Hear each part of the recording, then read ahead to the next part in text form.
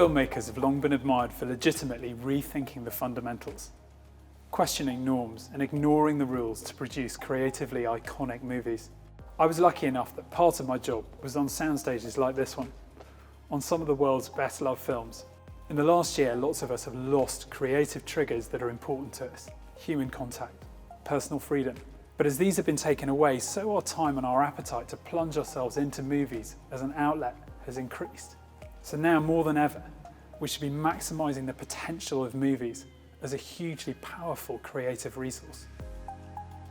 I've put together some examples of some really exponential thinking by some of the movie big hitters that really powerfully employ some basic principles that we in the creative community can use as practical tips in our own work.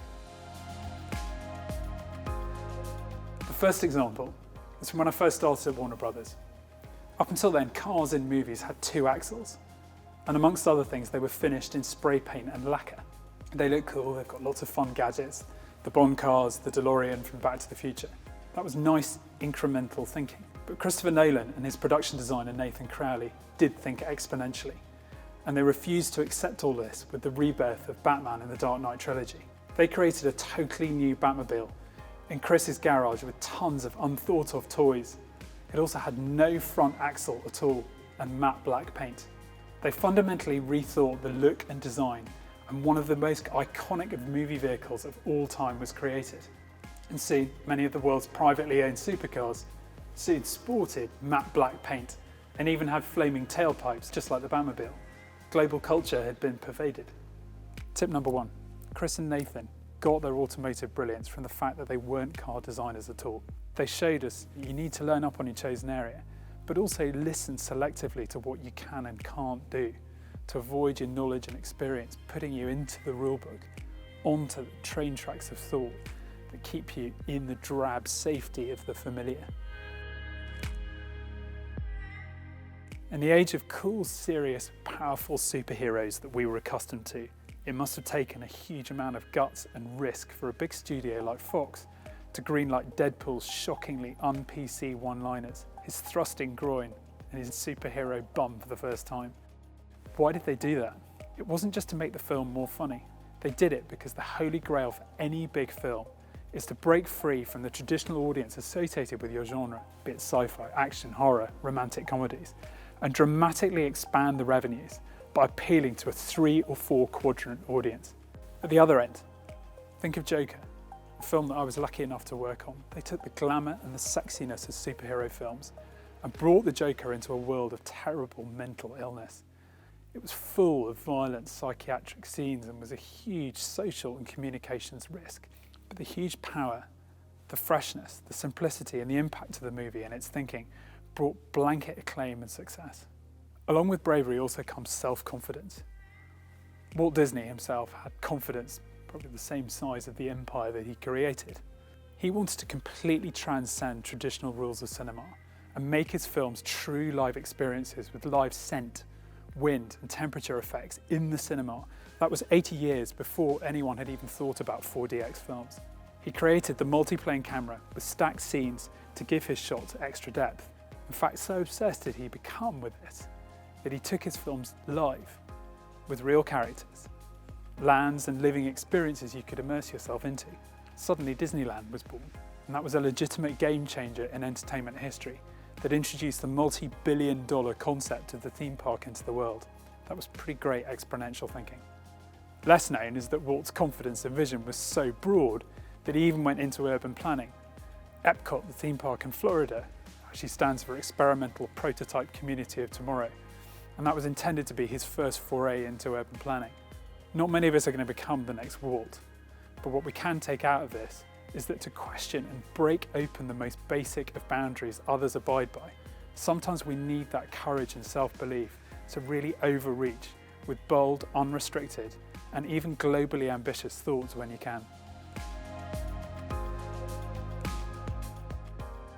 When they know they're onto something and their gut tells them it's right, filmmakers push harder and in new and expensive, unexplored places to get to the brilliance.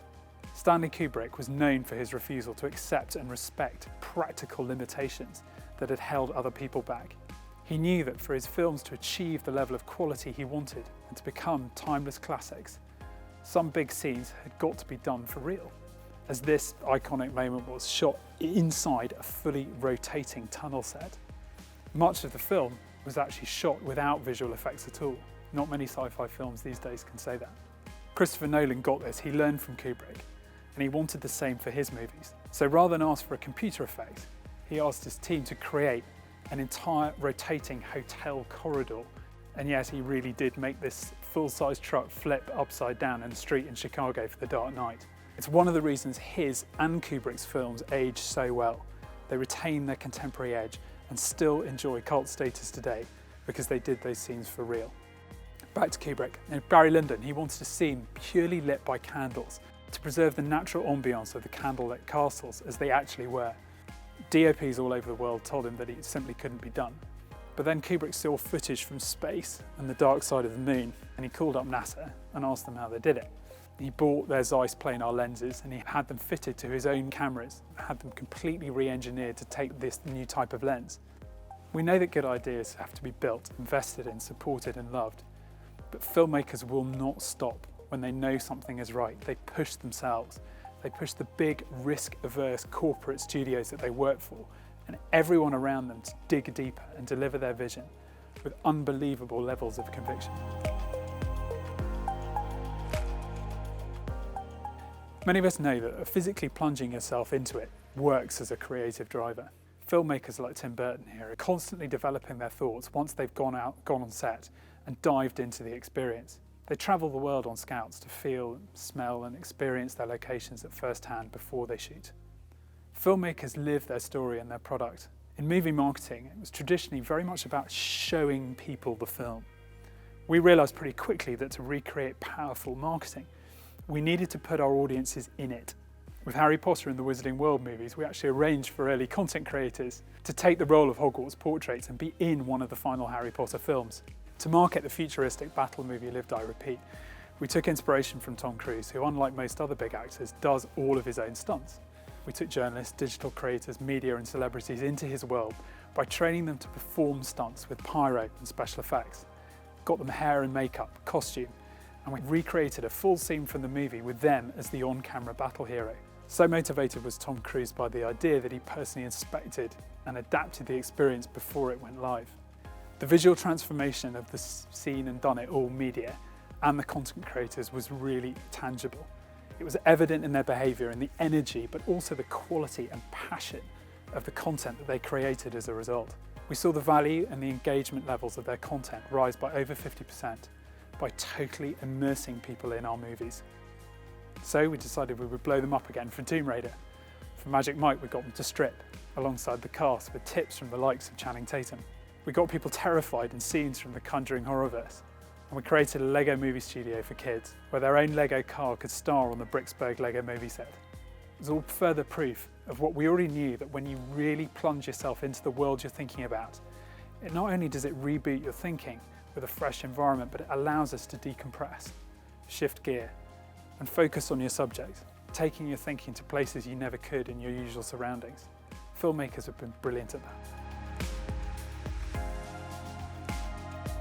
Film sets are not known for their calmness and their relaxed atmospheres, but for this there's no better example than the 8 Harry Potter films. How did they make their sets happy places? It was one word: children. The great and the good of British acting came here to star in those movies, but they were all in supporting roles. It was all about the children. It changed everything. Instead of a crew, they were the only films I saw that could genuinely call themselves a family. Every time you walked on set, you could feel an atmosphere of welcome from people that genuinely wanted everybody to be happy and relaxed. So no matter what their age, everyone who needed to could perform on camera. It made the magic, and it made everyone in the company want to be part of it. Producer David Heyman and his team knew this, and they made sure it ran into everything they did on the Harry Potter films. They were fun. And look at the results that fun delivered. One of the most successful film franchises of all time. So I hope next time you watch a successful movie that you'll let it entertain you, but also inspire you. Give some rocket fuel and an exponential edge to your thinking.